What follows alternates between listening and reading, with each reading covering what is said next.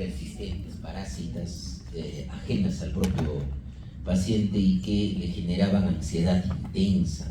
Y cuando el mismo paciente hacía una autorreflexión respecto al contenido de ese pensamiento, de ese tipo de idea que era obsesivo, se daba cuenta de que era una idea irracional o ilógica, pero que le generaba suma ansiedad y no se podía resistir frente a ella. Ya esa es la característica de la obsesión. No se olvide, ¿ya? Y la compulsión probablemente puede ser un acto motor, ¿correcto? Por ejemplo, ¿no? Si yo tengo en mi cabeza que cada vez que toco este asiento me contamino con Streptococcus viridans o Staphylococcus aureus meticilino resistente MRSA y tengo que lavarme 10 veces las manos, la obsesión es esa idea irracional de que acá hay Staphylococcus aureus, porque probablemente acá no hay una unidad de cuidados intensivos o un laboratorio de microbiología, ¿no es cierto? Yo soy consciente de que esa idea es irracional, pero no me puedo resistir a la misma y tengo que lavarme las manos 10 veces para recién calmar la ansiedad que me genere esa idea irracional. Y solamente lavándome 10 veces me voy a sentir tranquilo. Entonces, veamos cómo impacta funcionalmente este tipo de trastorno en la vida de un paciente. ¿Cuánto tiempo creen que se demora en lavarse las manos el paciente? Puede lavarse 25 minutos y después la conducta se vuelve ritualística, donde primeramente se pone jabón en la palma derecha, luego se pone jabón en la palma izquierda, hace un lavado con un ritual, es decir, con una conducta motora repetitiva que solamente cuando se completa se siente tranquilo. Eso es una compulsión. O sea, aparte de ser un acto motor, puede ser también una compulsión mental. Por ejemplo, yo puedo tener la idea irracional que cada vez que veo, por ejemplo, a su compañero, yo me puedo transformar en él. Eso es completamente ilógico, ¿no es cierto? Es irracional, no es posible. Pero, si no repito en mi cabeza 50 veces el número 6, no me voy a sentir tranquilo y no voy a poder pensar de que eso va a poder suceder. Esa es una compulsión mental. Muchas veces los pacientes, por ejemplo, a veces tienen compulsiones mentales de rezar o de repetir un número cabalístico. Si nosotros recordamos y en la perspectiva histórica es muy importante, hay muchos personajes históricos que han tenido trastorno obsesivo compulsivo. Nikola Tesla es uno de los ejemplos.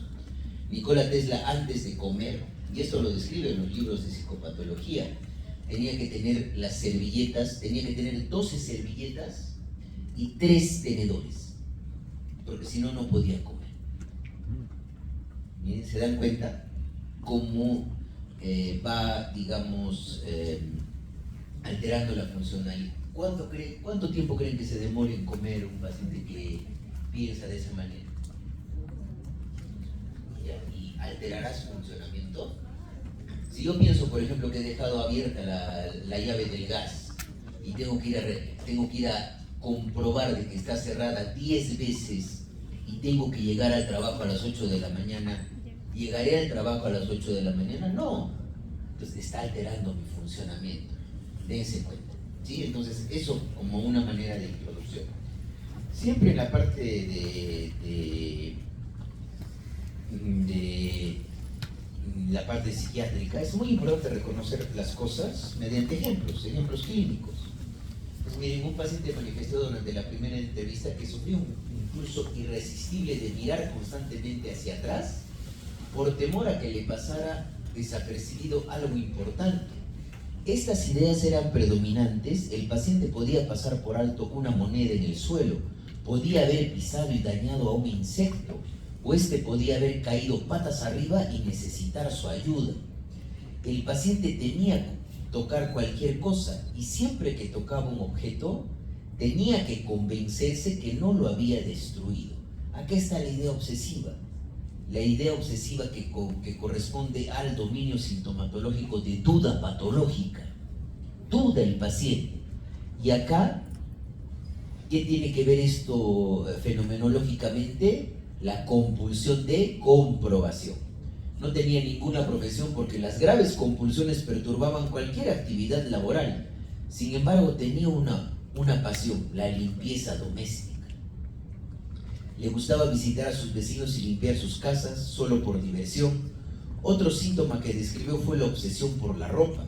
Estaba constantemente preocupado por si el traje le sentaba bien o no.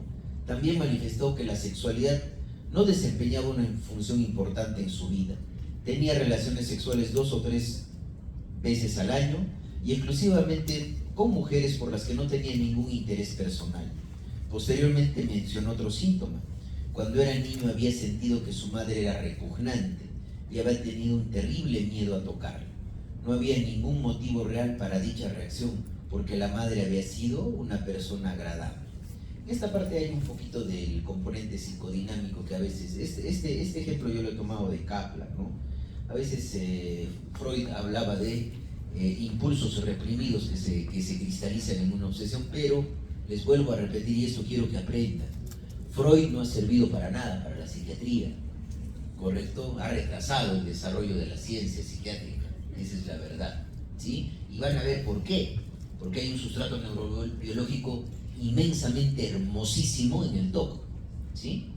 Entonces, estamos identificando obsesiones, estamos identificando compulsiones, estamos identificando un patrón sintomático que es la duda patológica, ¿correcto? Que si no lo hace, no se siente tranquilo el paciente. Y al final, tanto las ideas obsesivas como las compulsiones alteran su funcionamiento, ¿sí? Vamos a tener un poquito de responder algunas preguntas. ¿Cómo describiríamos nosotros, chicos, estos pensamientos que experimenta el paciente?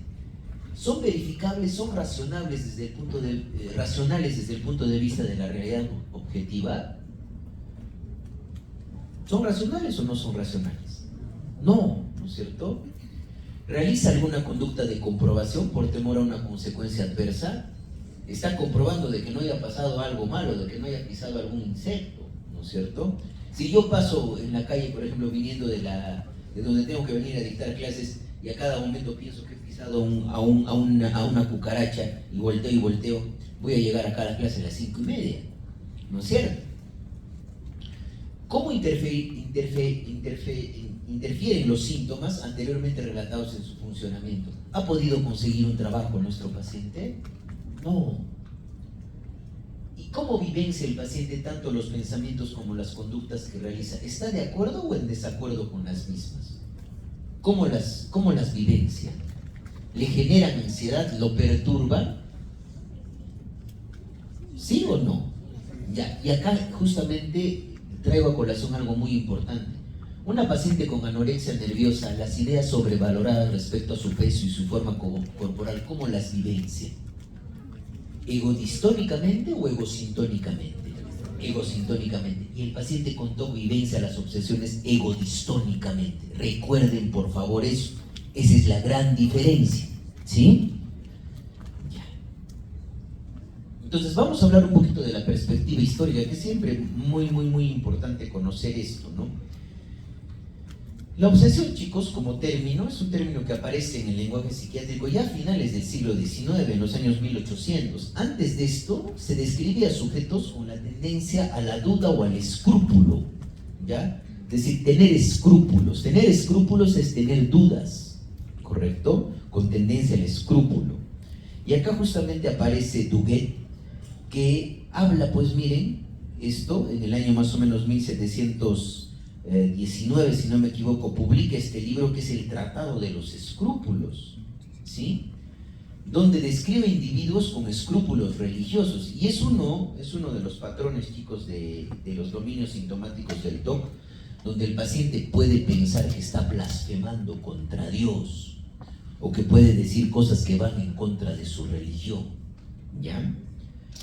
O una falsa idea de justicia divina, timidez de duda de creencia religiosa, puede pensar que se puede transformar en hereje y eso lo puede llevar al infierno. Él sabe que no va a pasar eso, sin embargo no se puede resistir a lo mismo, por eso lo experimenta de manera egodistónica. Versus consuelo de la religión y un fondo melancólico con distorsión de objetos, ¿no? Porque muchas veces, chicos, el trastorno obsesivo compulsivo va comórbidamente con depresión. Es muy importante eso, ¿no? Anteriormente el TOC estaba dentro de los cuadros de ansiedad, pero ahora ya se lo ha separado porque van a ver que hay varios cuadros asociados al TOC que tienen esa sintomatología, ¿sí? Y previamente se describía los fenómenos obsesivos como fenómenos que monomanías razonantes. ¿Se dan cuenta? Lo racional dentro, es decir, es una repetición de alguna conducta, pero que es racional. El paciente sabe que es racional, ¿sí? Monomanías razonantes, ¿no? Y a finales del siglo XX la psiquiatría americana plantea la existencia de un espectro obsesivo compulsivo, donde probablemente va a estar el TOC, donde probablemente va a estar el trastorno dismórfico corporal, donde probablemente va a estar el trastorno de escoriación, donde probablemente va a estar la tricotilomanía, donde probablemente va a estar el trastorno de acumulación o hoarding disorder, donde los pacientes acumulan y acumulan cosas, ¿correcto? Están dentro de un espectro. Así como hemos visto el espectro de la esquizofrenia, también hemos visto el espectro bipolar, lo mismo, ¿sí? Tener en cuenta eso, dentro de la perspectiva histórica.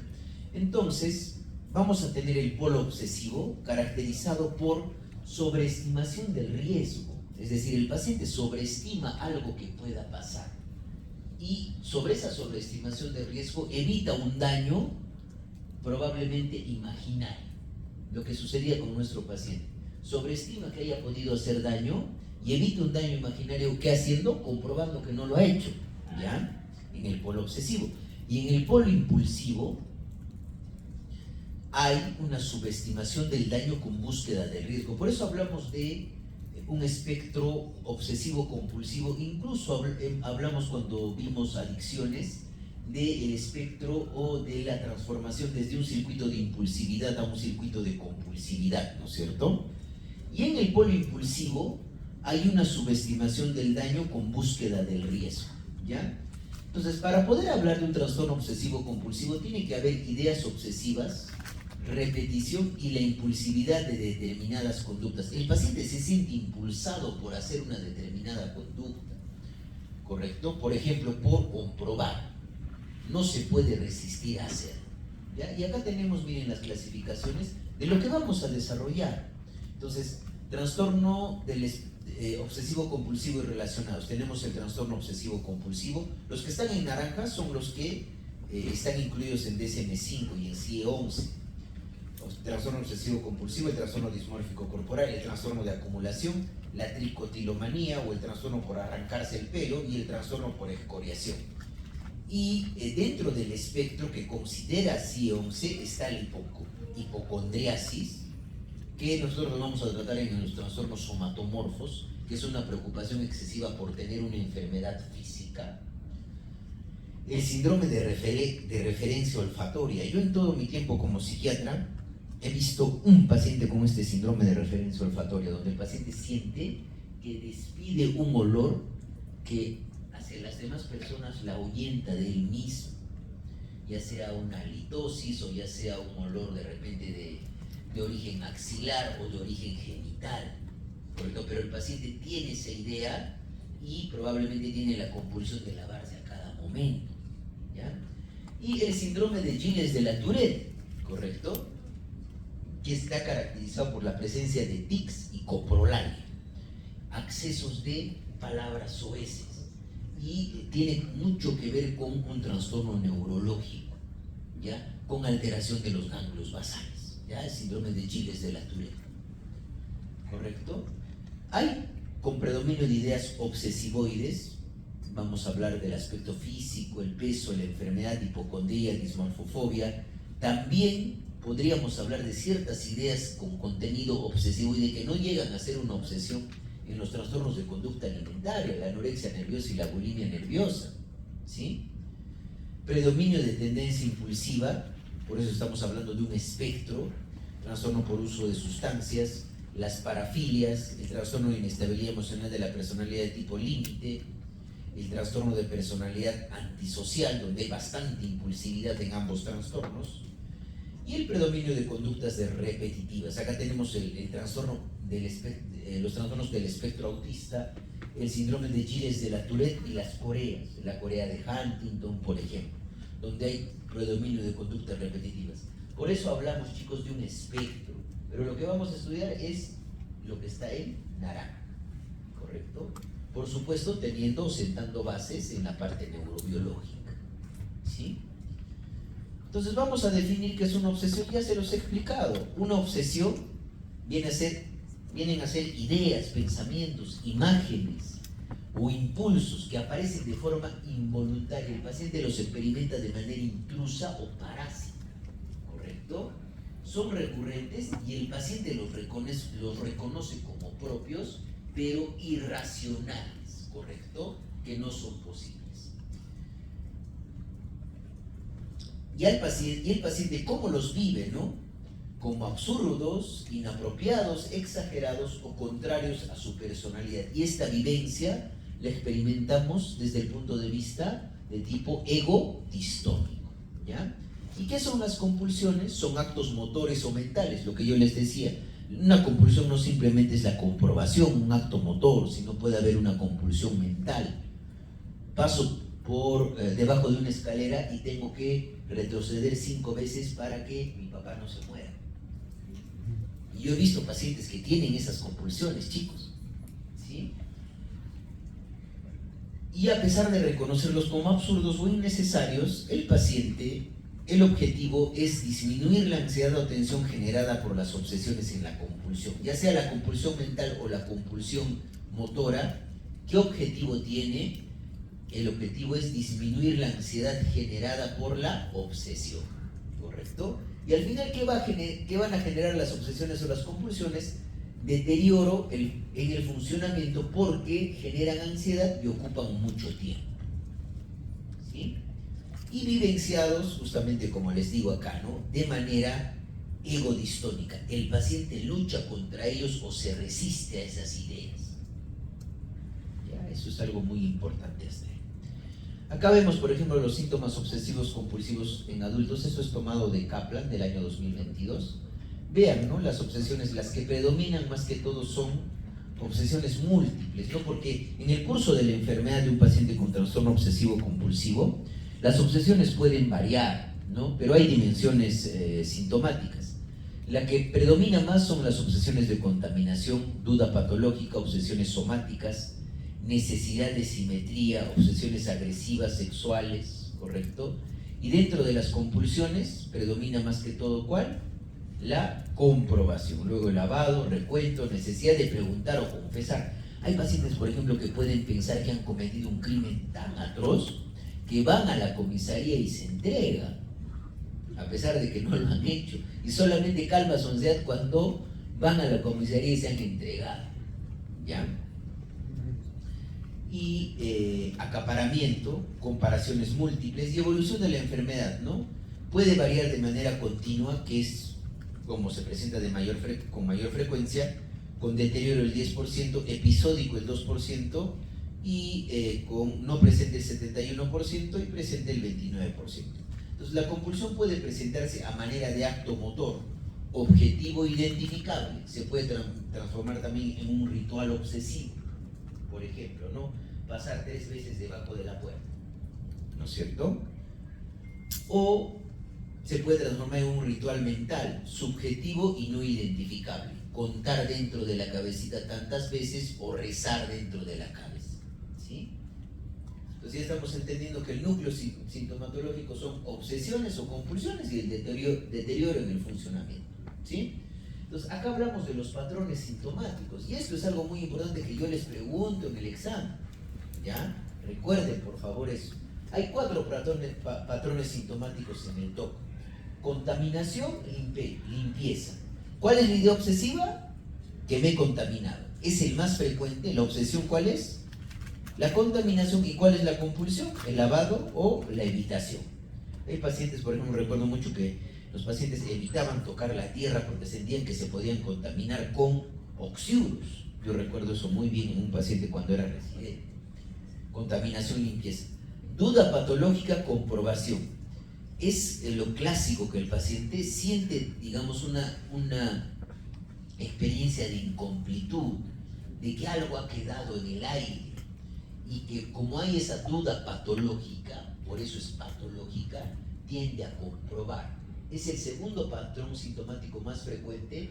¿Cuál es la obsesión? La duda, lo que pasaba con nuestro paciente, haber podido pisar algún insecto o haber olvidado algo atrás. ¿Y cuál es la compulsión? La comprobación. Lo mismo que sucede, por ejemplo, en pacientes, ¿no?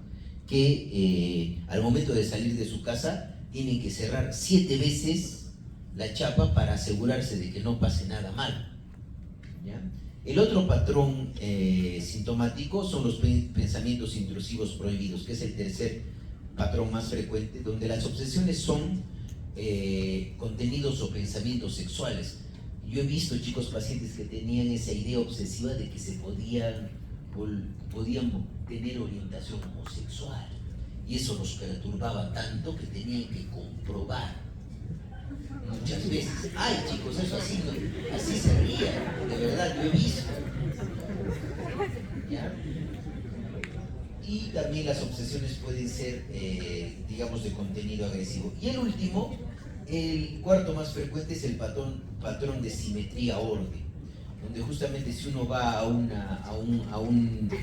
la habitación de un paciente que tiene un TOC y tiene este patrón sintomático, va a encontrar que las medias están ordenadas en colores, va a encontrar que los lápices están ordenados en colores, que cuando se viste, la camisa tiene que estar bien planchada y los botones tienen que tener el mismo color de hilo,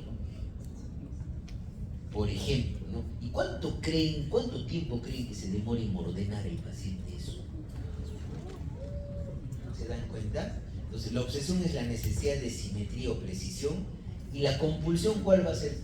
La lentitud, pues, ¿no? Se va a demorar, ¿correcto? Y tiene que estar de una determinada manera, y el paciente empieza a alinear las cosas. ¿Y cuánto tiempo va a perder? Un montón de tiempo. Entonces, recuerden estos 3 patrones, ¿no? Se les puede poner un caso clínico. ¿Cuál de los siguientes patrones sintomáticos de TOC presenta el paciente? Y se les pone, ¿no? Contaminación, limpieza, duda patológica, comprobación, pensamientos intrusivos prohibidos, simetría, orden. Ninguno de los anteriores. Tienen que aprender a identificar eso desde el punto de vista clínico, ¿no? Patrones sintomáticos. Esto es algo muy importante en la jerarquización psicopatológica, porque a veces nosotros, y de seguro con sus jefes de práctica han podido hablar de lo que nosotros denominamos, así como hablábamos de ideas delirantes primarias o delirios, ideas delirantes secundarias o ideas deliroides, hay también ideas obsesivoides, que no llegan a tener las características fenomenológicas de la obsesión y pueden estar presentes en otros trastornos. Por ejemplo, en el primer nivel psicopatológico de las obsesiones está la conducta obsesiva de repetición, repetir. Nosotros, por ejemplo, podemos repetir, ¿no? Me he olvidado mi cuaderno y lo busco 3 veces. O me he olvidado mi celular y lo busco 3 veces. Por el hecho de buscarlo 3 veces no tengo TOC, ¿no es cierto? Es una conducta de repetición. Segundo nivel es la resistencia a la interferencia, a la indecisión y la parálisis. Cada vez que siento probablemente que me he olvidado algo, me quedo paralizado y empiezo a pensar. Pero eso se repite y se repite y se repite.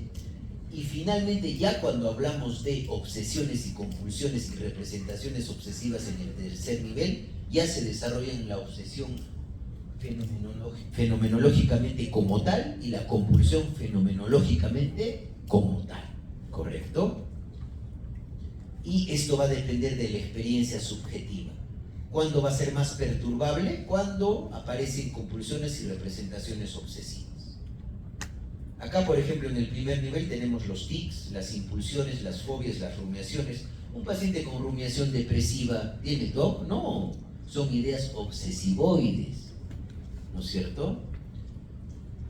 Un paciente, por ejemplo, con pensamiento forzado en epilepsia o conducta repetitiva y compulsiva transitoria en lesiones cerebrales. Un paciente, por ejemplo, que tiene lo que nosotros denominamos la corea de Sydenham.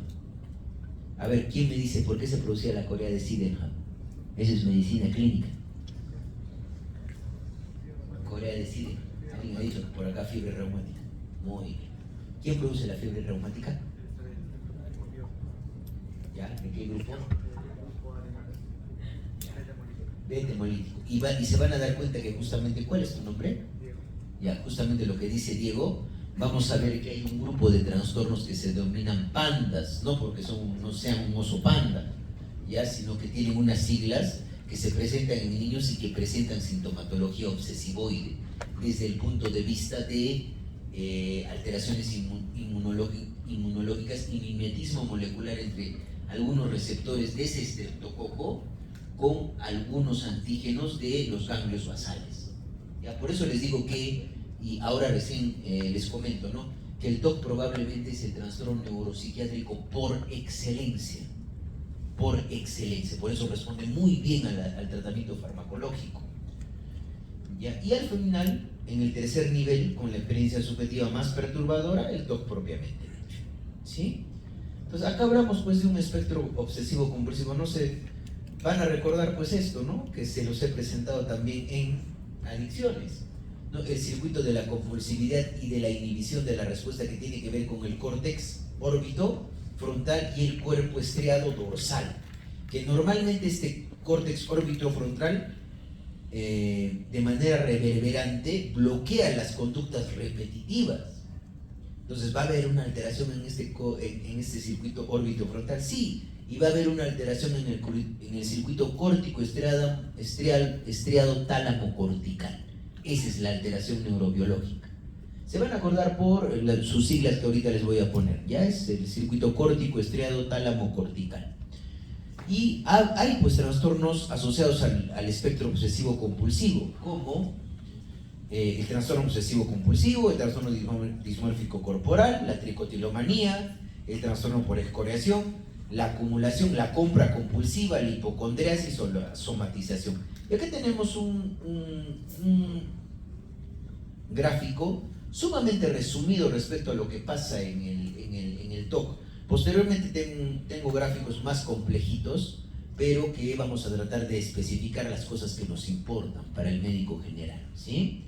Entonces, aquí está la corteza cerebral, está el putamen, los ganglios, el núcleo de la estría terminal, el tálamo y el caudal, ¿no?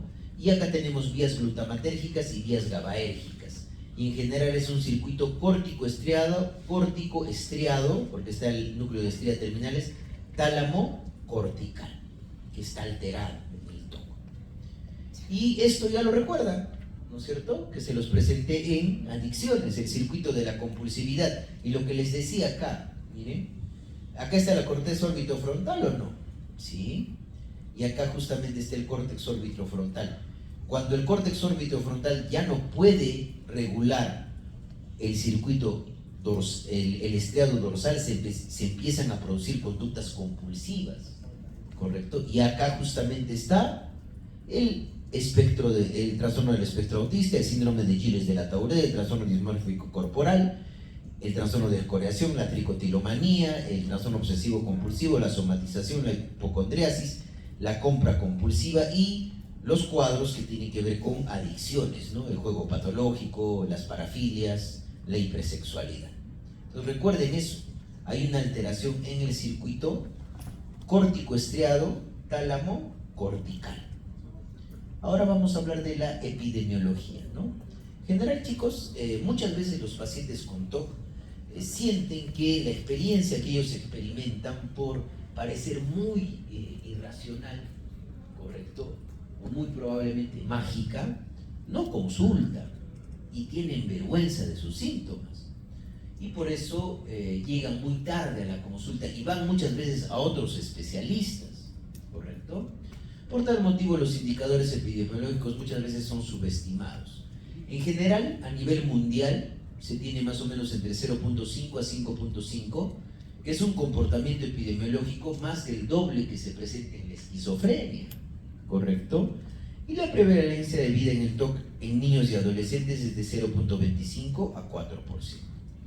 En general, en género, la mayoría de oportunidades el TOC inicia en la adolescencia en varones. Y en adultos la relación casi es 1 a 1, ¿ya?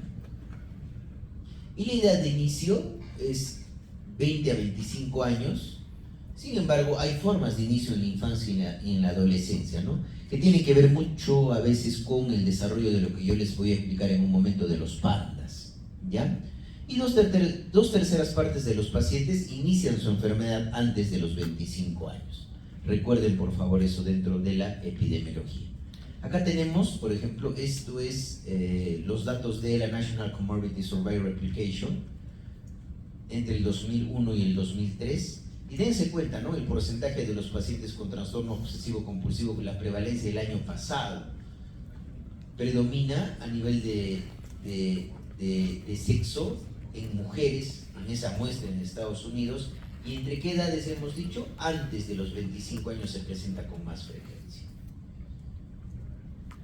Y la severidad del trastorno obsesivo compulsivo en adultos. Miren cómo implica la alteración en el funcionamiento. Entre severo y moderado llega incluso hasta el 90%, chicos. ¿Impactará en la vida del paciente o no impactará en su vida? Por supuesto. Y leve un 14.6. Y acá, ¿qué sucede en nuestro país? ¿Sí? Este es justamente un estudio que se ha hecho en el 2015, ¿no? Que ha incluido el Hospital Honorio Delgado.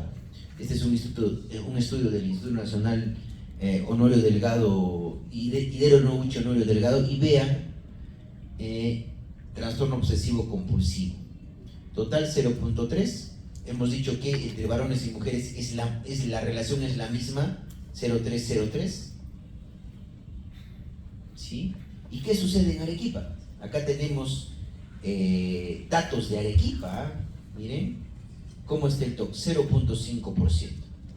Pero por supuesto, teniendo en cuenta esa jerarquización, probablemente va a ser subestimado porque también el paciente siente vergüenza al poder declarar esos síntomas de pacientes con TOC, ¿ya? Y vamos a hablar justamente de algo muy bonito, que es la etiología en el TOC. No hay una causa única identificada en el trastorno obsesivo compulsivo, es una enfermedad heterogénea, con una posible y muy probable base orgánica que llega a poder explicar casi al 60 al 70% la etiología del TOC, ¿sí? Y podemos encontrar los factores, como hemos dicho, desde el modelo biológico, psicológico, social y cultural. Hay factores genéticos, factores neurobiológicos infecciosos, acá están los pandas, factores psicológicos conductuales y factores socioculturales. ¿Correcto? Ahora vamos a hablar de los factores genéticos, los genes que probablemente me predisponen a tener trastorno obsesivo compulsivo. Veo que por allá se están durmiendo, entonces voy a ir por allá, para que no se duerman. ¿Ya? Entonces, en general la heredabilidad para el TOC es del 0.37 y en estudios en gemelos, miren, en monocigóticos 87%, disigóticos 47% de concordancia para el TOC, ¿no? Entonces, miren, dense cuenta la carga genética en monocigóticos, 87%. ¿Es alta o no es alta? Por supuesto, el resto lo explica el entorno, ¿ya? Y en estudios en familias, tasas de TOC en familiares de pacientes frente a controles son 10 a 12 veces mayores frente a 2 a 3 veces que en la población general. Y hay estudios específicos, y es por eso que justamente, chicos, hay una gran respuesta a los fármacos serotoninérgicos, específicamente a los inhibidores selectivos de recaptación de serotonina. Aunque el primer antidepresivo que ha demostrado utilidad en el TOC fue la clomipramina. Sin embargo, a fecha actual, la clomipramina es un fármaco de segunda o de tercera elección para el TOC. Entonces, hagamos una revisión concienzuda con nuestros jefes de práctica. ¿Cuántos de nuestros jefes de práctica siguen recetando clomipramina para el TOC? Y vamos a ver, les voy a presentar la guía de práctica clínica, el Maudsley, ¿correcto? ¿Qué dice respecto a la clomipramina? ¿Ya? Entonces, hay gen del transportador de serotonina que ya lo hemos visto también asociado a depresión, ¿no es cierto? Como los alelos cortos. Gen del receptor postsináptico 5-HT2A, y solo para varones las alteraciones en la catecol o metiltransferasa, que es una enzima encargada de la degradación de monoaminas, ¿ya? Y estos tres polimorfismos se encuentran asociados con la tricotilomanía y el síndrome de Gilles de la Tourette. Por eso hablamos de un espectro, ¿correcto? Pero donde el sistema serotoninérgico es probablemente el más implicado. Y acá tenemos los niveles, los factores neurobiológicos. En general, miren, Tuque, este neurólogo, hablaba de lo automático de la idea obsesiva, estaría bajo control de niveles cerebrales más antiguos por ciertos estudios que hizo, ¿no? Implicó al estriado, a los ganglios basales, que se encuentran alterados. Y lo que les decía, la eficacia antiobsesiva de la clomipramina o clorimipramina, porque produce un potente bloqueo de la recaptación serotoninérgica, es decir, eleva la serotonina. Habló de una hipótesis de disfunción serotoninérgica en el TOC. Y esto último se reafirmó porque en pacientes con TOC se encontraba concentraciones elevadas del principal metabolito de la serotonina, que es el ácido 5-hidroxindol acético, ¿ya? Ahora les hago una pregunta para que despierten. ¿Cuál es el principal metabolito de la dopamina? El ácido 5.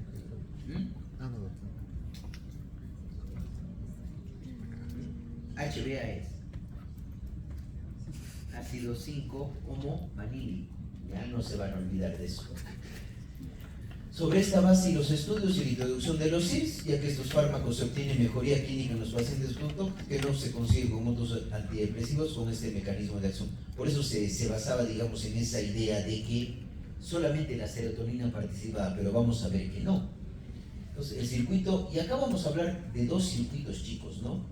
El circuito de la preocupación, que es justamente este circuito que sonaba un poquito difícil de pronunciar, ¿no? Que es el circuito que tiene que ver con el córtex cerebral, el cuerpo estriado del tálamo, y la retroalimentación hacia la corteza, que es el circuito córtico estriado tálamo cortical, CSTC, ese es el circuito, ¿ya? Y este circuito córtico estriado tálamo cortical, que es el denominado circuito de la preocupación, tiene que ver con serotonina, ácido gamma-aminobutírico, dopamina, noradrenalina, glutamato y canales de calcio asociados a voltaje. Y esto va a estar asociado a la preocupación. Entonces recuerden, el circuito de la preocupación es sinónimo de circuito córtico estriado tálamo cortical, donde hay miseria ansiosa, expectativa aprensiva y obsesiones. Preocupación, ¿ya? Preocupación, tristeza ansiosa, expectativa aprensiva, obsesiones. Este es el circuito de la preocupación y probablemente estas van a ser nuestras dianas psicofarmacológicas para tratar de disminuir la hiperactivación de este circuito de la preocupación en un paciente con TOC, ¿correcto? Y acá tenemos este circuito, acá está el circuito córtico estriado tálamo cortical, ¿no es cierto? Que va desde el estriado al córtex, reverbera, va al tálamo y vuelve al córtex, la corteza prefrontal dorsolateral y la preocupación, ¿correcto? Y está con hiperactivación, preocupación y obsesiones. Y esto también lo vamos a ver cuando hagamos la clase, que es bien bonita, de trastornos de ansiedad, ¿ya? Y acá tenemos los circuitos cerebrales implicados. Miren, dense cuenta cuántos circuitos cerebrales están implicados, ¿no? El circuito sensorio-motor, pero en todos estos, ¿qué se repite? Circuito córtico estriado tálamo cortical, córtico estriado tálamo cortical, córtico estriado tálamo cortical, córtico estriado tálamo cortical. Acá hay una hiperactivación de esos núcleos, donde probablemente también participe la amígdala, el núcleo accumbens, el caudado ventral, el caudado dorsal, el putamen, el área motora suplementaria, el área premotora suplementaria, el córtex prefrontal dorsolateral, el córtex prefrontal dorsomedial, el córtex órbitofrontal, ¿no es cierto? El córtex prefrontal ventromedial. Y acá tenemos normalmente qué es lo que sucede en este circuito córtico estriado tálamo cortical. Acá tenemos el tálamo, el estriado y el córtex prefrontal, el córtex orbitofrontal y el córtex cingulado anterior.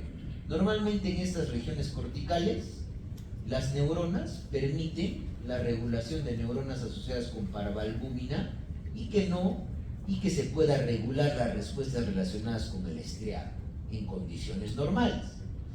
Pero ¿qué pasa? En condiciones normales hay una red inhibitoria extensa del estriado que preserva un balance entre excitación e inhibición dirigida por el córtex prefrontal, a través del córtex orbitofrontal y el cingulado anterior, neuronas espinales medias y neuronas positivas para parválvula.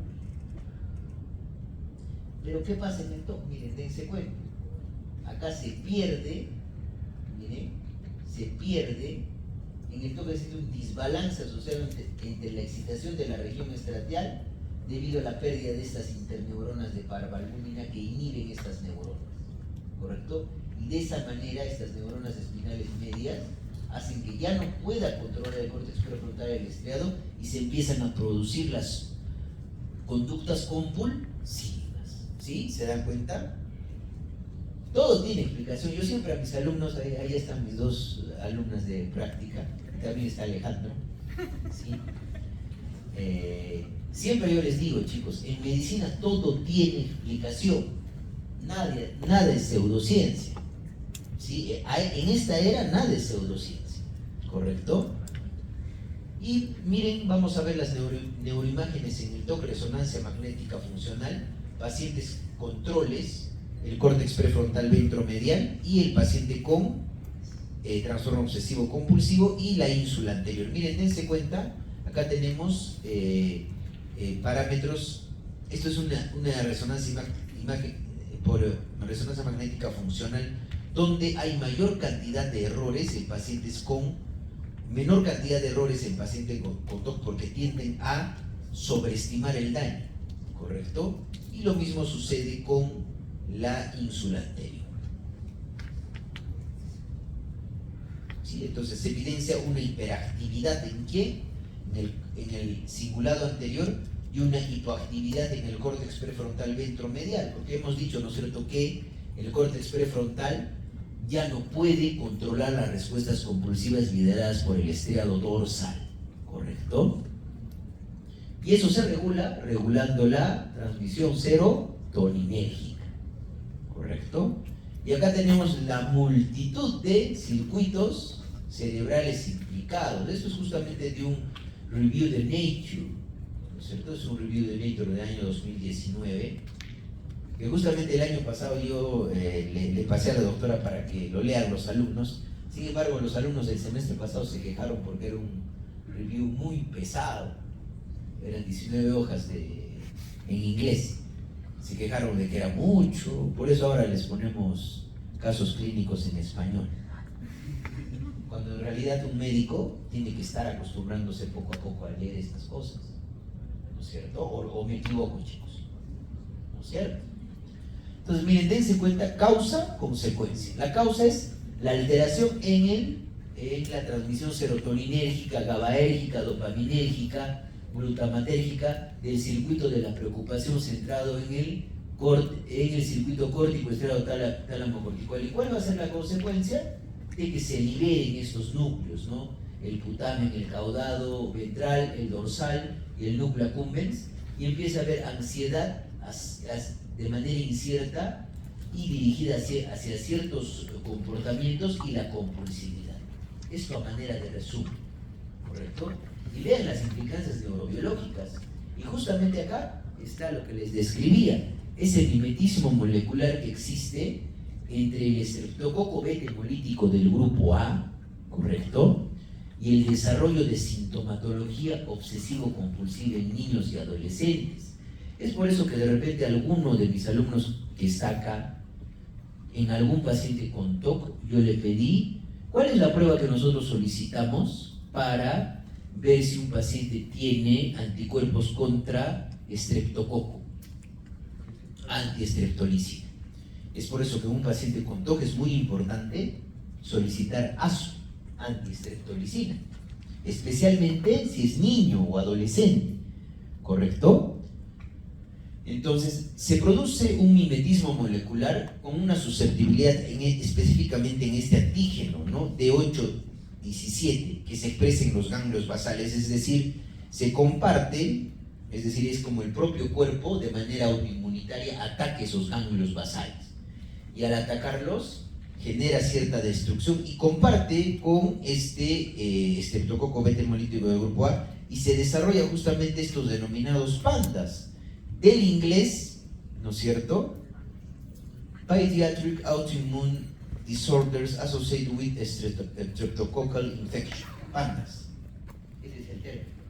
Pues si se les pone un caso clínico, un niño que tiene positividad antiestreptolicina, ha tenido una faringitis estreptocócica y últimamente está empezando a tener comportamientos repetitivos, tocarse la cabellera, morderse la lengua, que a los padres les preocupa.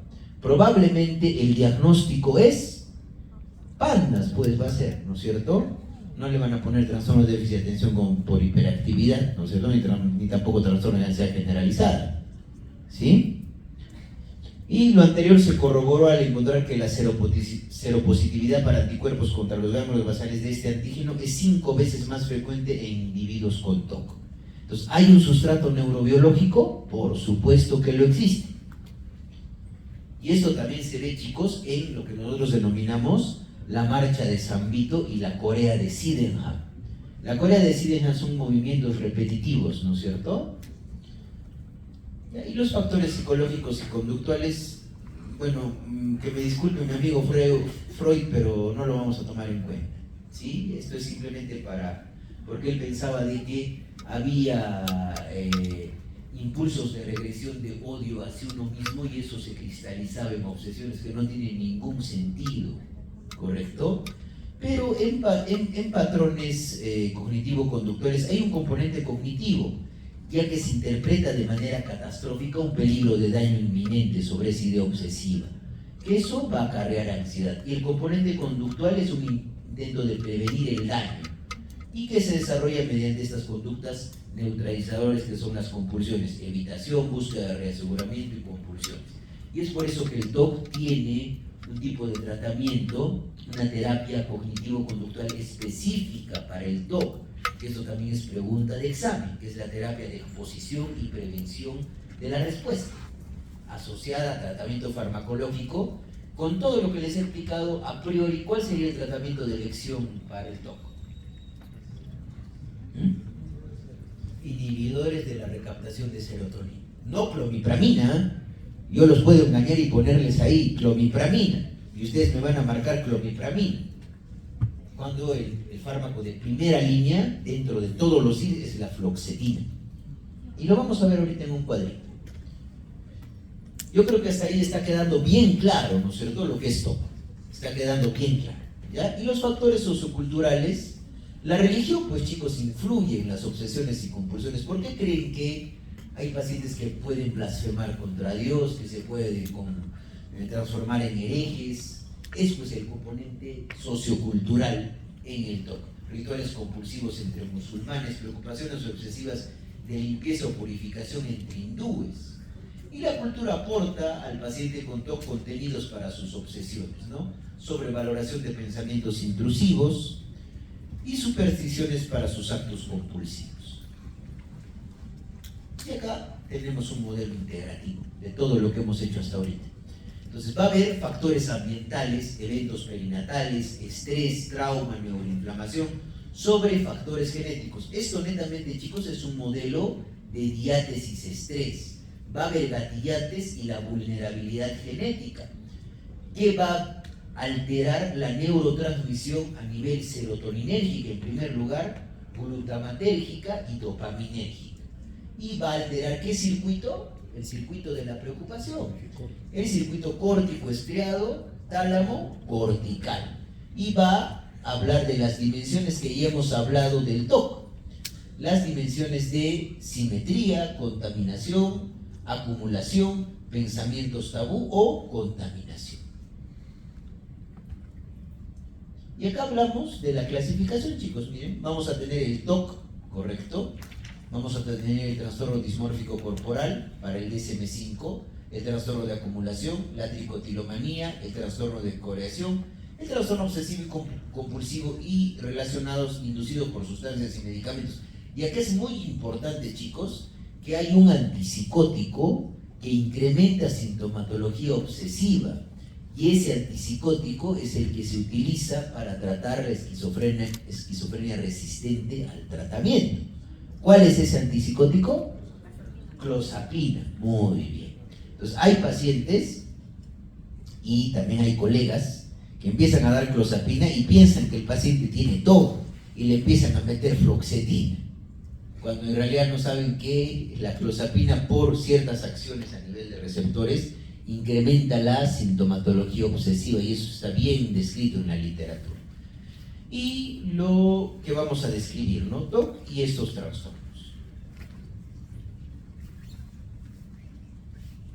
Entonces, los criterios diagnósticos, ya hemos dicho que hayan para el CIE-10 pensamientos obsesivos, que pueden ser obsesiones, compulsiones, y además, ¿qué se excluye? Un trastorno de personalidad obsesivo-compulsiva. Y acá está el gran diagnóstico diferencial.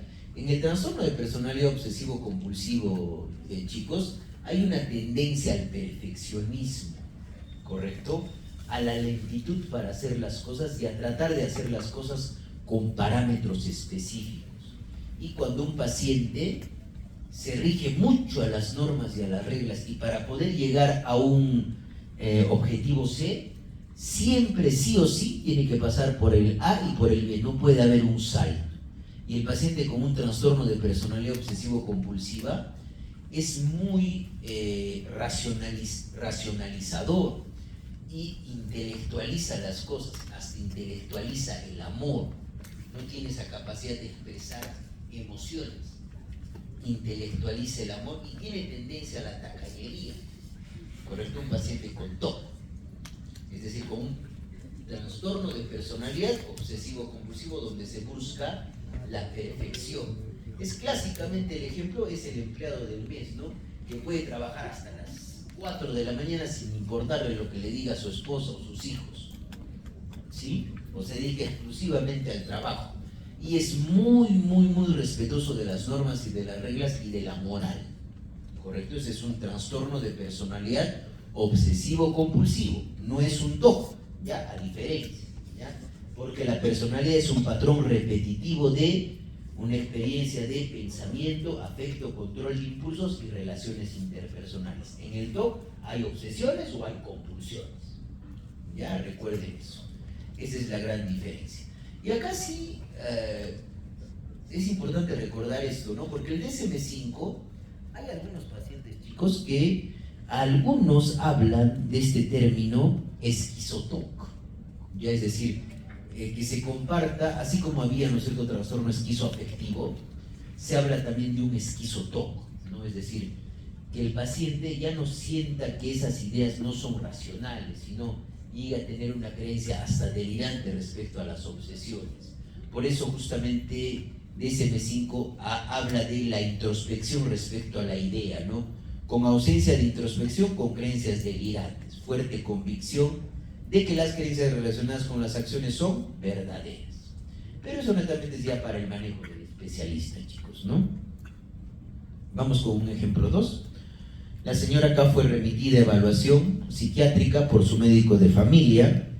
En la anamnesis, la señora K explicó que desde hace tiempo llevaba a cabo rituales de comprobación a causa de los cuales había perdido varios trabajos y se habían visto afectadas muchas de sus relaciones. Explicó, por ejemplo, que a menudo le ocurría que dudaba que se había cerrado o no su automóvil. Duda patológica, ¿no es cierto? Un patrón sintomático. Por lo que le costaba dejarlo hasta que no había comprobado repetidamente que estaba cerrado. ¿Cuánto tiempo creen que demoraba en comprobar eso? Como mínimo una media hora, ¿no es cierto? Y hasta que llegue al trabajo ya llegó tarde, ¿sí? Comprobaba que la puerta estuviese cerrada con tanta fuerza que ya había roto varios tiradores y había llegado más de una hora tarde al trabajo por las veces que había comprobado si la puerta de su auto estaba o no cerrada. También tenía pensamientos recurrentes de haberse dejado la puerta de casa sin cerrar con llave, y eran muchas las ocasiones en las que debía comprobar que estuviera cerrada antes de ir al trabajo. Explicó que al comprobar las puertas se reducía su ansiedad, ¿no? Entonces es una idea obsesiva como una compulsión que disminuye la ansiedad, ¿sí? relacionada con la seguridad. Aunque la señora K explicó que ocasionalmente había intentado dejar el coche o salir de casa sin comprobar la puerta, cuando ya llegaba tarde al trabajo, se daba cuenta de que la preocupación por si le robarían el coche o entrarían en su casa era tal que no era capaz de dar un paso. Afirmó que en los últimos 3 meses sus obsesiones sobre la seguridad se habían vuelto tan intensas que había perdido el trabajo por llegar tarde de manera recurrente. Reconocía que sus preocupaciones obsesivas eran irracionales, pero no era capaz de ignorarlas. Acá justamente está la característica egodistónica de la obsesión. Y esto es un clásico ejemplo de un trastorno obsesivo compulsivo, ¿no es cierto? ¿Se dan cuenta? Listo. Ya hemos hablado de los patrones sintomáticos, los estamos repitiendo acá. Ya hemos hablado de la contaminación, la duda patológica. La contaminación, la idea obsesiva es contaminarse, la compulsión es lavado, en la duda patológica es el segundo patrón más frecuente, la obsesión es la duda y la compulsión es la comprobación. Los pensamientos intrusivos es el tercer patrón más frecuente, que pueden ser pensamientos de contenido sexual o contenido agresivo, ¿no es cierto? El paciente puede llegar, lo que les decía, entregarse a la policía o confesarse a un sacerdote por haber cometido un pecado irremediable. Y la simetría, el cuarto patrón más frecuente, ¿no? Que conlleva la compulsión de lentitud, ¿no es cierto? Y las comorbilidades, ¿no? Esto es algo muy importante, chicos, porque anteriormente los manuales diagnósticos, tanto DSM-4 versión revisada del año 2000 como CIE-10 del año 94, que todavía lo estamos utilizando, consideraban al TOC por ese circuito de la preocupación centrado en el circuito córtico estriado tálamo cortical, dentro de los cuadros ansiosos, porque hay ansiedad, ¿no? Pero no es una ansiedad específica, ¿no es cierto? Es una ansiedad secundaria a la experimentación de una idea obsesiva.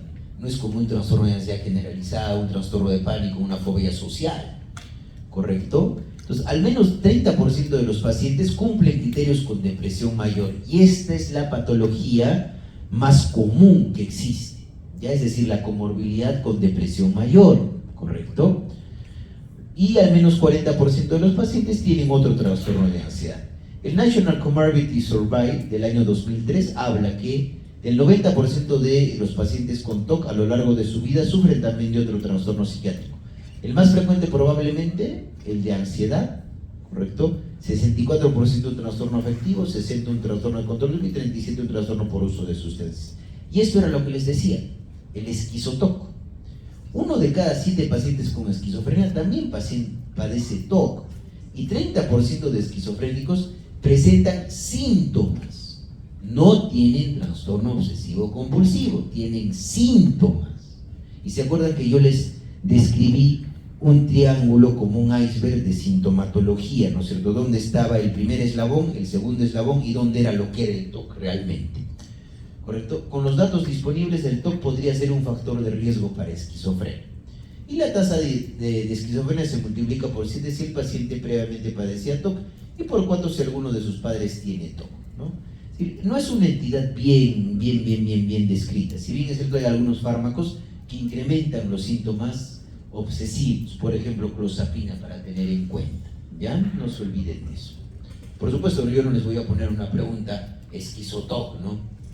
No sería adecuado, pero sí tienen que saber que hay una correlación, ¿no? En los manuales diagnósticos no hay un diagnóstico de trastorno esquizo obsesivo, ¿correcto? Es una construcción actualmente que ni siquiera el CEO se lo considera, salvo lo que hemos visto, ¿no es cierto? La convicción respecto a la idea obsesiva que puede llegar a ser delirante con esos especificadores del DSM-5 para el TOC, ¿no es cierto? ¿Ya? Y la comorbilidad, miren, vean chicos, ¿no? La comorbilidad entre el TOC, el trastorno por uso de sustancias está por acá, y los trastornos de ansiedad probablemente son los más frecuentes. Después del trastorno de ansiedad están los trastornos del estado de ánimo. Eso es lo que yo quiero que recuerden. Primero están los trastornos de ansiedad y después están los trastornos del estado de ánimo. Eso es lo que quiero que recuerden en un paciente con TOC, ¿sí?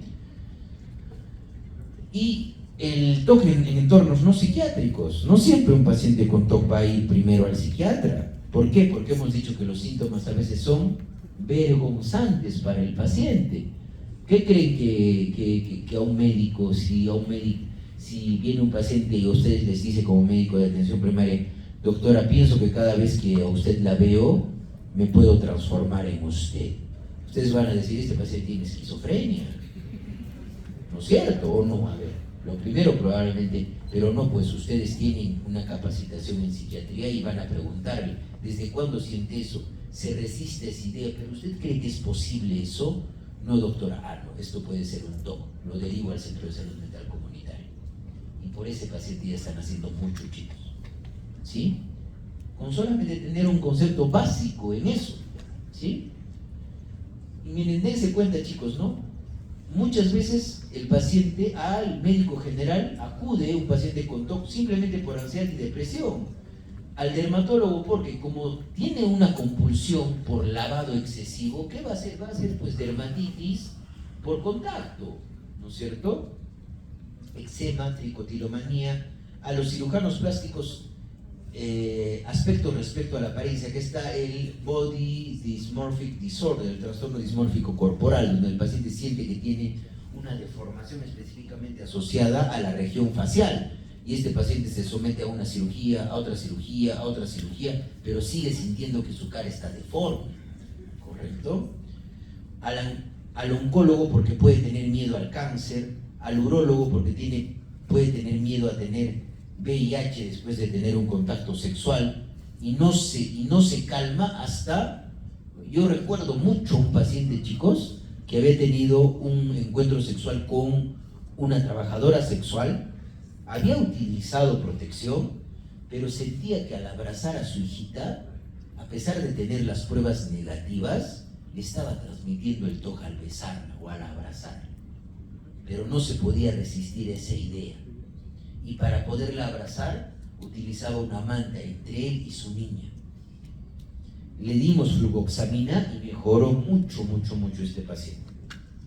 ¿Correcto? Al neurólogo, por ejemplo, van por el síndrome de Gilles de la Tourette, al ginecólogo obstetra, síntomas que se incrementan en el puerperio y en el embarazo del trastorno obsesivo compulsivo, y al ginecólogo por probablemente disconfort vaginal, ¿no es cierto? Eso es algo muy importante de recordar. No llega directamente al psiquiatra. Entonces, dentro de los diagnósticos diferenciales están los trastornos fóbicos, donde hay un estímulo que elicita el miedo. Yo tengo miedo a una rata, cada vez que veo a la rata me va a dar un ataque de pánico y me voy a desmayar. Esa es la gran diferencia. En los trastornos neurológicos hay enfermedades de ganglios basales que van a tener movimientos repetitivos, como la corea de Huntington, ¿no es cierto? Los movimientos coreiformes, balismo, hemibalismo. En el trastorno de Gilles de la Tourette hay alta comorbilidad con el TOC, ¿no? Pero hay tics vocales y motores recurrentes. Ahí está característicamente la coprolalia, ¿sí? El inicio de una esquizofrenia, algo muy importante que recuerden, chicos, y lo que les dije, ¿no es cierto?, cuando hicimos esquizofrenia. Muchas veces el PEP, un primer episodio esquizofrénico, comienza con sintomatología obsesivoide, con ciertos síntomas obsesivos, que el psiquiatra a veces no se da cuenta y es probablemente la fase prodrómica de la esquizofrenia con síntomas inespecíficos. Un episodio depresivo en personalidad premórbida depresiva, donde hay mucha orden y eso. Imagínense que le dé depresión a un paciente que tiene trastorno de personalidad obsesivo-compulsivo, que es excesivamente, que tiene una tendencia excesiva al perfeccionismo. Entonces probablemente va a poder mimetizar o simular que sea un TOC. Y el trastorno de personalidad obsesivo-compulsivo, preocupaciones obsesivas por los detalles y el perfeccionismo, pero que a diferencia del TOC son egosintónicas. El paciente se siente bien por querer hacer su trabajo perfecto. ¿Sí? ¿Se dan cuenta? Esos son los diagnósticos diferenciales. ¿Y cómo evoluciona la enfermedad? De manera continuada sigue un 85% con un deterioro de un 10% y episódico un 2%. 50-70% de los pacientes tienen una aparición súbita asociada a un acontecimiento estresante. Recuerden que en la gestación, tanto en la propia gestación como en el puerperio, son periodos de riesgo para el desarrollo de TOC, ¿sí? Un problema sexual, la muerte de un familiar, y entre el 20 y el 30% de los síntomas mejoran significativamente, 40 a 50% de la mejoría es moderada y 20 a 40% restante de los síntomas se mantienen o se agravan. Pero imagínense un paciente que le reduzcamos las compulsiones. ¿Va a poder trabajar o no va a poder trabajar? Sí, correcto, pero utilizando las dosis adecuadas del antidepresivo durante el tiempo necesario. Y vamos al tratamiento. El tratamiento, en el contexto de una buena relación terapéutica en la que el terapeuta intenta conseguir al máximo que el paciente se sienta comprendido y desea implicarse activamente en cambiar su manera de reaccionar. No se ha evidenciado eficacia de la terapia psicodinámica. Entonces, agarran la foto de Sigmund Freud, la doblan en 4, la arrugan y la botan al basurero. ¿No es cierto? No hay evidencia para la terapia psicodinámica. Y entre las modalidades terapéuticas vamos a hablar de tratamiento psicofarmacológico, de tratamiento psicoterapéutico, terapia de conducta, terapia cognitiva, terapia cognitivo-conductual. La técnica específica para el TOC es la que se denomina terapia de exposición con prevención a la respuesta, ¿correcto? Y el tratamiento neuroquirúrgico en TOCs muy rebeldes, que no responden al tratamiento. Antes, chicos, se hacían lobotomías, incluso lobotomías intraorbitales. Con un picahielos se hacían lobotomías antes. Pero eso pues es de la era de las cavernas, ¿no? No es de una psiquiatría moderna como la de ahora, ¿ya? Entonces vamos a hablar del tratamiento psicofarmacológico. Miren, los neurocircuitos y las dianas terapéuticas. Miren, dense cuenta, por ejemplo, acá el circuito sensoriomotor también centrado con la alteración del circuito córtico estriado tálamo cortical, se va a poder beneficiar de estimulación magnética transcranial repetitiva, así como también estimulación cerebral profunda, ¿correcto? La terapia cognitiva, ¿qué va a hacer? Va a mejorar el circuito cognitivo del circuito córtico estriado tálamo cortical, además de la estimulación magnética transcranial repetitiva y la estimulación cerebral profunda. La capsulotomía o la cingulotomía, que viene a ser aspectos neuropsiquiátricos, o la estimulación cerebral profunda, también puede ayudar en este circuito, en el circuito cognitivo ventral, así como también el circuito cognitivo, en el circuito motivacional ventral. Y la terapia ERP es terapia de exposición y prevención a la respuesta, así como los inhibidores de la recaptación de la serotonina, actúan sobre el sistema frontolímbico y producen extinción del miedo. Hay varias dianas terapéuticas, dense cuenta, por la gran cantidad de evidencia neurobiológica del trastorno. Hablamos del tratamiento y acá yo quiero que aprendamos dos cosas específicas, chicos, ¿ya? Uno, que recordemos que, por ejemplo, para tratar una depresión yo utilizaba una dosis de fluoxetina de ¿cuántos miligramos? A ver. Voy a retroceder eso. ¿Cuántos miligramos utilizo de fluoxetina para tratar una depresión? Un primer episodio depresivo. 20 miligramos. ¿Cuántos miligramos utilizo de sertralina para tratar un primer episodio depresivo? Les he explicado yo en la clase, 50. Muy bien. 50. ¿Y en cuánto tiempo de latencia de respuesta? ¿Se acuerdan que les dibujé y explicamos, ¿no es cierto? ¿Cuánto tiempo demora en actuar un antidepresivo aproximadamente? 8 a 12 semanas. 2 a 4 semanas. Por eso en 2 semanas tenía que hacer la reevaluación del paciente para ver si había respuesta. ¿Eso les he explicado en la anterior clase o no les he explicado?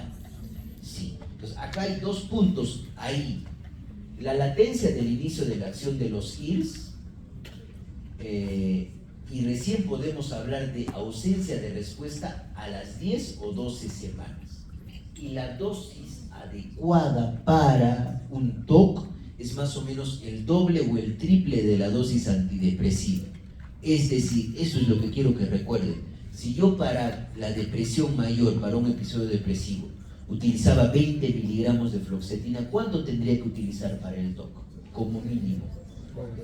De 40 a 60, ¿correcto? ¿Y en qué trastorno que hemos visto de conducta alimentaria pasaba lo mismo? Atracones. Tampoco es una anorexia, no se da tratamiento farmacológico. Bulimia, ¿no es cierto? Teníamos que utilizar entre 60 y 80 miligramos. ¿Y cuánto de sintomatología impulsiva había en la bulimia? Basta. Pues todo tiene explicación, chicos, todo tiene explicación y no es cosa de memorizarse las cosas. ¿Se dan cuenta? ¿Ya? Entonces, las dosis de los que acá tenemos justamente, dense cuenta. Dosis de inicio 20 miligramos, ritmo de incremento 20 miligramos por semana, dosis terapéutica mínima 20 a 40, dosis terapéutica máxima 80. Fluvoxamina 25 a 50, 50 miligramos cada 3 a 4 días, dosis máxima 300. Pero los que ustedes más van a manejar, chicos, son sertralina y fluoxetina. Pero lo que ustedes probablemente no me van a manejar un todo, pero lo que sí tienen que saber es que las dosis son 2 a 3 veces, incluso hasta 4 veces la dosis antidepresiva.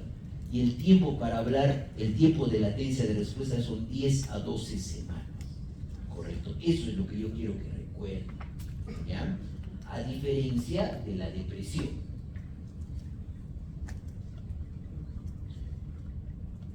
Y una vez alcanzado el tiempo de latencia necesario y la dosis máxima, vamos a valorar la respuesta. Para eso es muy útil la utilización de escalas y de esta manera, de manera objetiva, sustentar pues la respuesta al tratamiento. La escala más utilizada es la Yale Brown Obsessive Compulsive Rating Scale, la JBOS, que se utiliza para identificar a largo plazo. Y como hay componente ansioso y las benzodiazepinas son netamente ansiolíticos, y lo que yo quiero también que aprendan, y eso les voy a explicar en trastornos de ansiedad la siguiente semana, es que las benzodiazepinas no sirven para dormir. Eso es lo que yo quiero de este curso, que se saquen de la cabeza. Así su jefe de práctica les diga, dale clonazepam para que duerma 0.5. La benzodiazepina, ni el clonazepam ni el alprazolam son benzodiazepinas aprobadas para el insomnio, ninguna de las dos. Clonazepam, alprazolam, diazepam, lorazepam son ansiolíticos y tienen un tiempo de vida media. El clonazepam tiene un tiempo de vida media más o menos de 6 a 8 horas. Y a ver, pongámonos a razonar. Si yo le doy a un paciente, ya, sí tiene cierto efecto hipnótico, por supuesto, porque actúa sobre un modulador alostérico positivo del receptor GABA-A. Ya, va a dormir. Y si tiene ansiedad, tiene un tiempo de vida media el clonazepam de 8 horas. Lo toma a las 9 de la noche. ¿A qué hora ya terminó de actuar? ¿Cuánto es 9 más 8? 16, ¿no es cierto? ¿Cuánto es 9 más 8? 17. A las 5 de la mañana va a estar despierto. ¿Y va a haber ansiedad de rebote o no va a haber ansiedad de rebote? Entonces, ¿qué estoy haciendo? Estoy haciendo una buena práctica médica psiquiátrica. Entonces, ese es el objetivo, que ustedes aprendan a ser críticos con el juicio clínico que desarrollan en la facultad. No simplemente porque yo les diga el clonazepam sirve para dormir. Digan, el médico psiquiatra Luisa que me ha enseñado psiquiatría me ha dicho que el clonazepam sirve para dormir, entonces le receta. No es así, ustedes tienen que ser críticos con lo que nosotros les explicamos, ¿sí? Entonces, clonazepam para disminuir la ansiedad 0.5 a 2 miligramos cada 8 o 12 horas según la intensidad de la ansiedad, ¿sí? Y acá tenemos la escala de Yale Brown para que tengan en cuenta, ¿no? ¿Por qué les traigo esto, chicos? Porque es útil cuando iniciamos el tratamiento y vamos valorando a las 10 a 12 semanas. El objetivo es que disminuya el 50%. ¿Por qué, chicos, les traigo? Porque esta escala está validada en nuestro país y les puede servir para hacer su proyecto de tesis, ¿correcto? El objetivo luego de 12 semanas es una reducción de como mínimo 35% del JBOS basal. ¿Ya? Y el tratamiento psicofarmacológico, la clomipramina tiene mayor potencia en recaptación de serotonina que de noradrenalina, porque la clomipramina es un antidepresivo tricíclico. Bloquea tanto el transportador de serotonina y bloquea tanto el transportador de noradrenalina, pero bloquea más el transportador de serotonina. Pero conlleva pues estos riesgos, los efectos anticolinérgicos que tiene todo antidepresivo tricíclico: hipotensión ortostática, sequedad de boca, estreñimiento, visión borrosa, arritmia cardíaca y disminución del umbral convulsivo. Y ya como les he dicho, chicos, a un paciente antidepresivo, a un paciente deprimido, darle un antidepresivo tricíclico, recuerden esa analogía, es darle una pistola cargada, ¿sí? Porque se toma 20 amitriptilinas de 50 miligramos y muere, ¿ya? Entonces no es pues útil. Yo veo también mucho que utilizan amitriptilina, muchos de mis colegas, porque tiene efecto antihistamínico, utilizan amitriptilina para hacer dormir a los pacientes. Y no me van a dejar mentir mis alumnos acá. ¿Cuántos de sus jefes de práctica le recetan amitriptilina a sus pacientes? Un montón, ¿no es cierto? ¿O no? ¿No? ¿No le recetan? ¿O solamente se están callando? Se ve eso, ¿no? ¿Y cuál es la dosis? ¿No? La dosis va de 150 a 250 miligramos por día, pero ¿cuál es la desventaja, no? Nosotros tenemos clomipramina. ¿Cómo viene la presentación de la clomipramina? Viene de 25 miligramos. ¿Cuánto necesita el paciente para llegar a la dosis terapéutica? 10 tabletas de 25 miligramos. ¿Cuánto es el tiempo de vida media de la clomipramina? 12 horas, 2 veces al día le tienen que dar. ¿Qué va a preferir un paciente? ¿Tomar 3 fluoxetinas o tomarse 10 clomipraminas? Y encima los efectos adversos más. De elección, cuando fallan 2 IES, manejo por especialista. Y eso se habla ya de un TOC resistente al tratamiento. ¿Ya? Entonces, miren, dense cuenta, no es fármaco de primera línea por los efectos adversos, ¿correcto?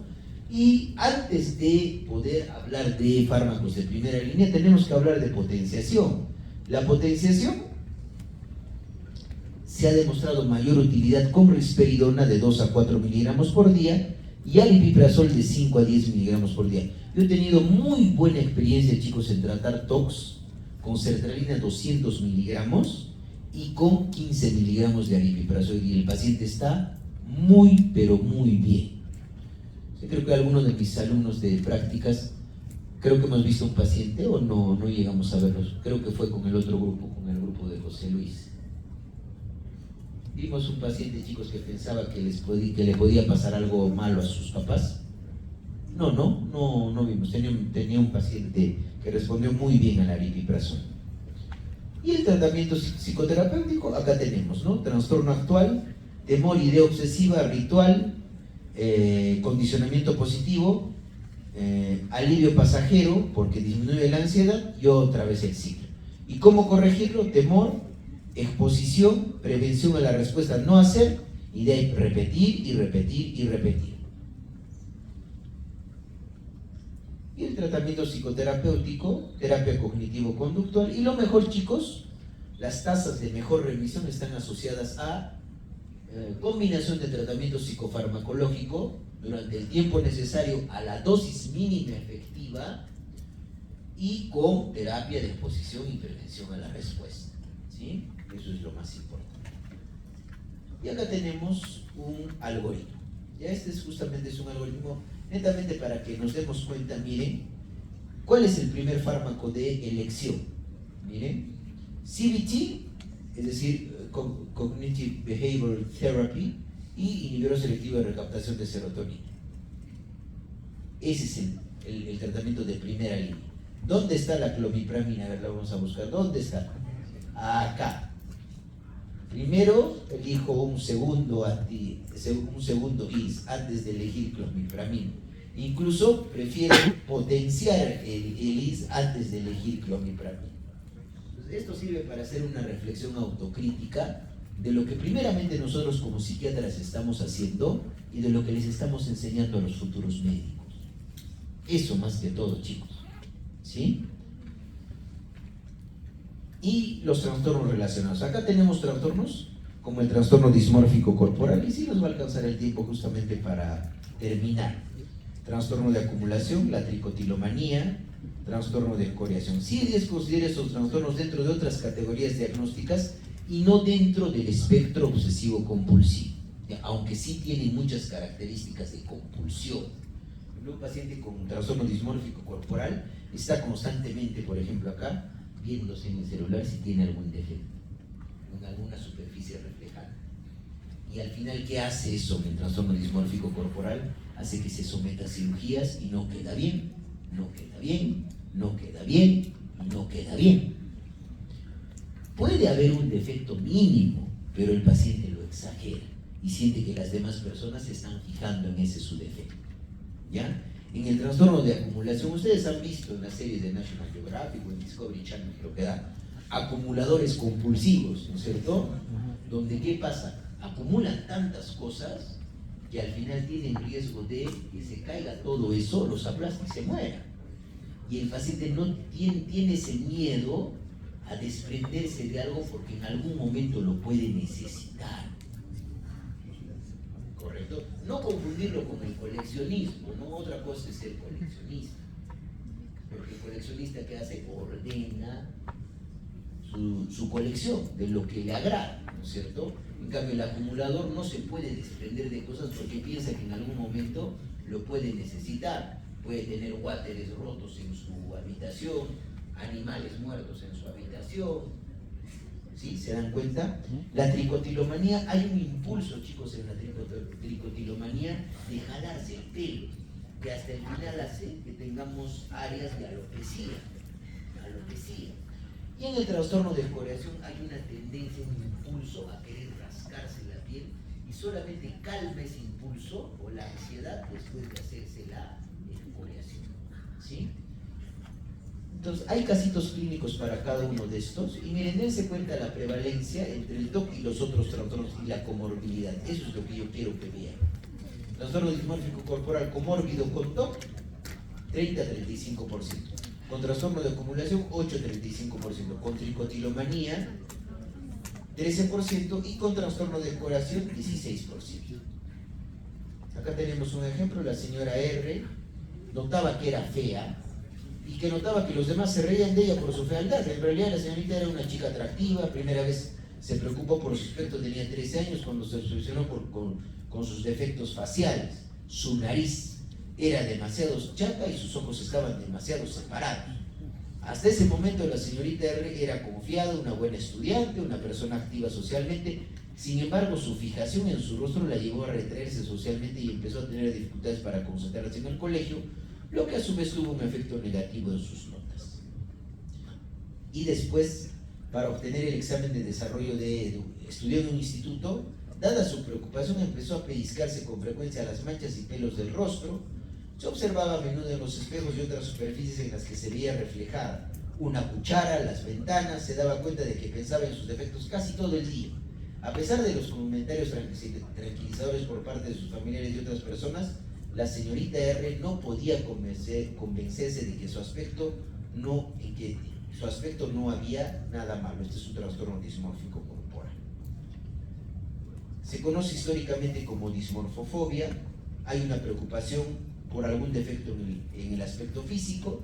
El defecto es imaginario, o si existe es mínimo, ¿no es cierto?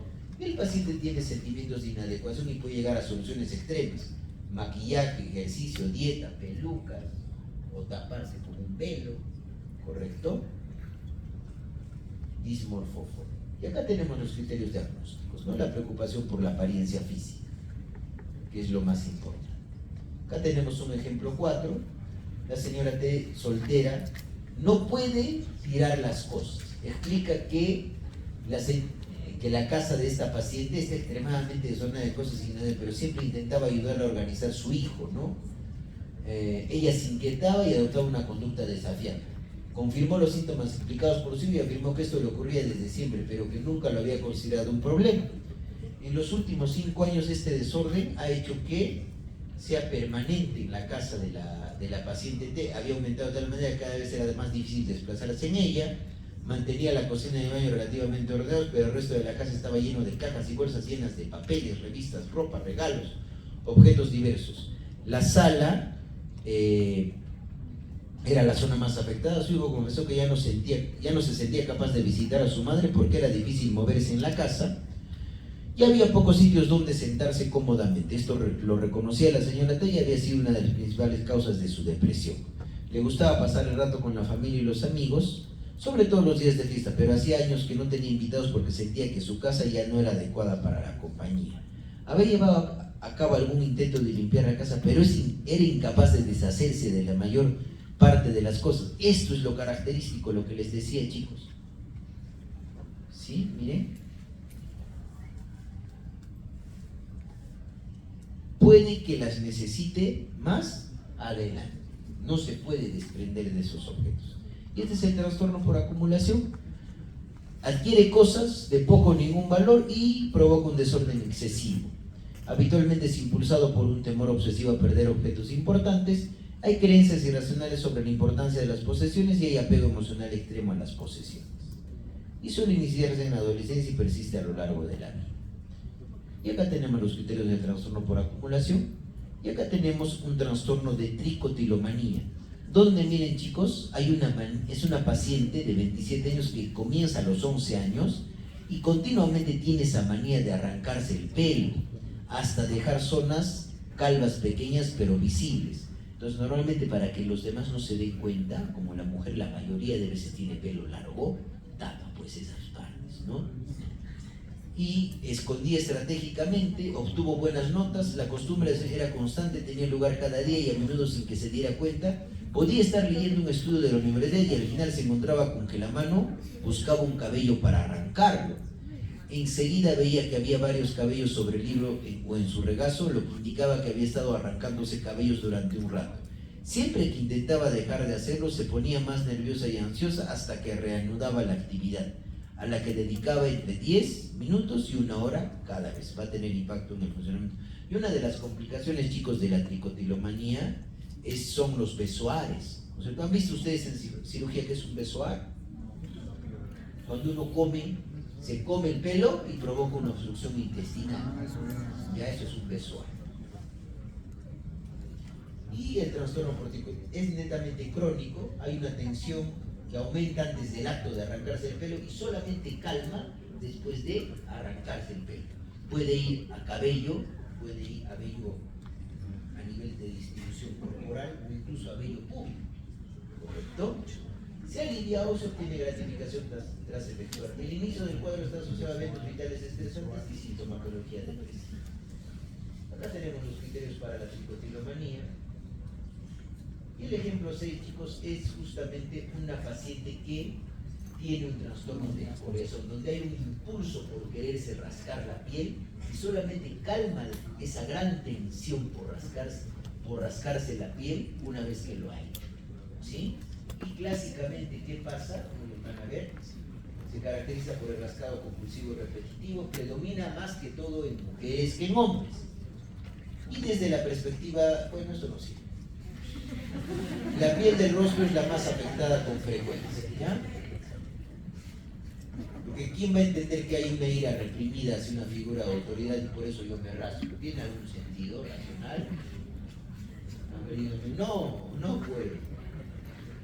Y acá tenemos los criterios y miren chicos lo que sucede, ¿no? Un trastorno de coriación.